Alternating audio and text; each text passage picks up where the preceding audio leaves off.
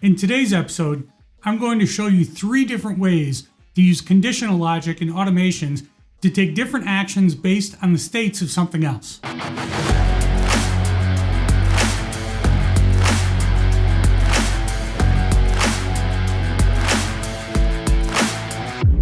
What is conditional logic? Put simply, it means that after your automation is triggered by some event, conditions are evaluated that will control whether or not an action will be performed.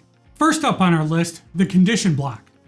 This is the most simple way to go about adding a condition, and I use it in a number of my automations, such as the automated port forward disable rule from my previous video. In the condition block, you can use the state of a device or entity, the sun, the time, or any of the other values seen here. You could also combine them into and or clauses. Whatever the condition is must evaluate to true in order for the actions to be performed.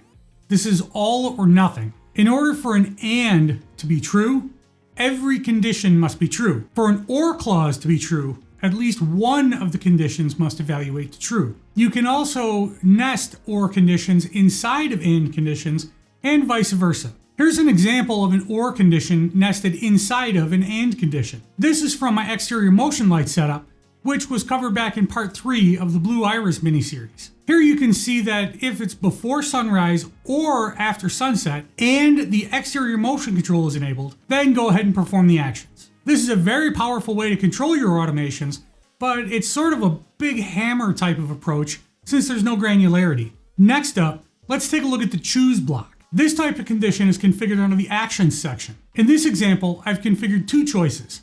Option 1 is when my phone is connected to the Wi-Fi, and option 2 is when my phone is not connected to the Wi-Fi.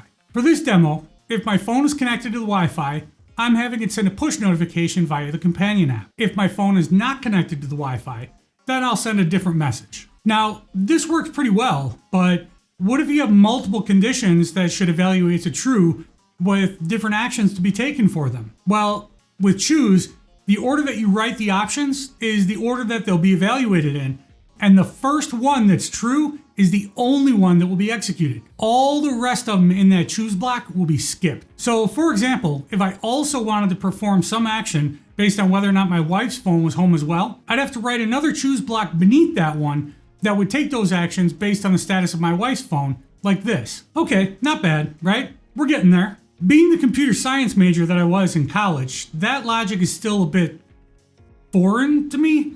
I mean, I guess it's similar to a select case statement, but it's also not how most people speak or think. If you ask most people how they make decisions, they'll normally respond with some variation of, if this happens, then I'll do this. For example, if butter is on sale, then I'll buy some butter. Well, wouldn't you know, there's a way to do that in Home Assistant as well. It's called if then or if then else. Let's take a look at an example of that. Here's the actions block from one of my doorbell notifications. I know, lengthy, right? I'll go through the whole thing in another episode. It's definitely grown some since the last time I showed it to you. But what we're specifically interested in here are the conditionally execute and action sections. Let's drill into those. So what we've got here is your standard if then. Basically what it says is, if Jeff's phone is connected to the house Wi-Fi, then send a notification. In this case, the notification is a TTS announcement on my phone. If that's something you're interested in learning more about, then be sure to subscribe to the channel since I'll be covering mobile notifications in depth in my next video. See what I did there? Anyhow, here's the detail on that if then. It just uses the Wi-Fi person entity. Easy.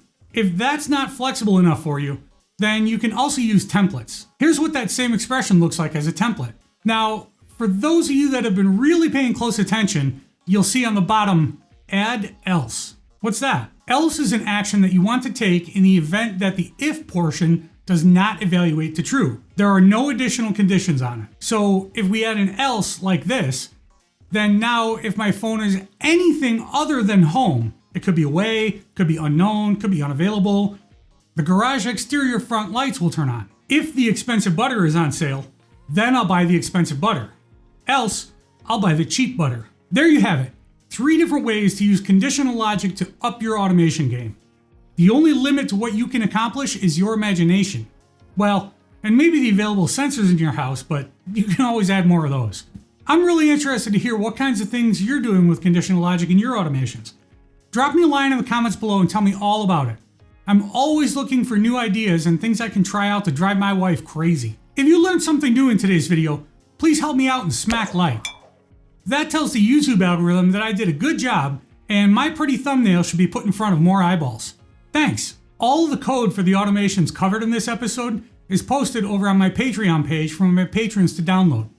Stop in, check it out, sign up for exclusive benefits. In addition to code from every video, patrons also have early access to ad-free videos, periodic copies of my dashboard, automations, and configuration YAML files, members-only giveaways, free t-shirts, access to the FHT Discord, and much, much more. Benefits are available beginning at just $3 per month. Speaking of patrons, I'd like to say thank you to all my current patrons.